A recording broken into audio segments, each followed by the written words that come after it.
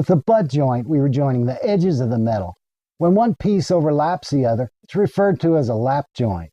The edge, and especially the top corner, is going to get hot and melt faster than the surface, where the heat is being dispersed in all directions. You want to fuse the bottom corner while building up a full fillet with a slightly crowned weld bead.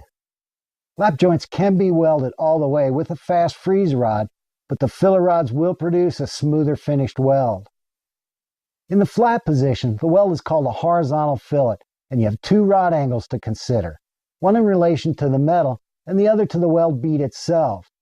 In relation to the metal, the rod angle determines the position of the fillet in the joint. The angle in relation to the weld controls the shape of the bead.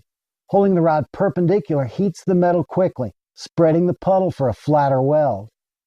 As the rod is angled back, the weld starts to crown. There are a lot of variables. You have to watch the puddle.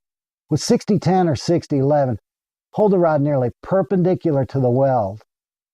With the arc on the leading edge, move the puddle into the bottom corner. Push it up to the top edge and bring the rod around to the leading edge. You may need to speed up or slow down to provide the heat, but always bring the arc back to the leading edge to fuse the corner. Watch the puddle flowing out to the top edge and tying in on the bottom. The fast freeze rods provide excellent penetration, but tend to produce a flat or concave weld. Even on thinner metals, it may take a second pass to build up a full fillet. The filler rods build up a smoother weld. Maintain a constant arc gap for a uniform weld bead, adjusting the travel speed and rod angle so the puddle flows out all the way to the top edge. Because the filler metal remains fluid longer, try running straight without any rod movement, keeping the arc on the leading edge of the puddle.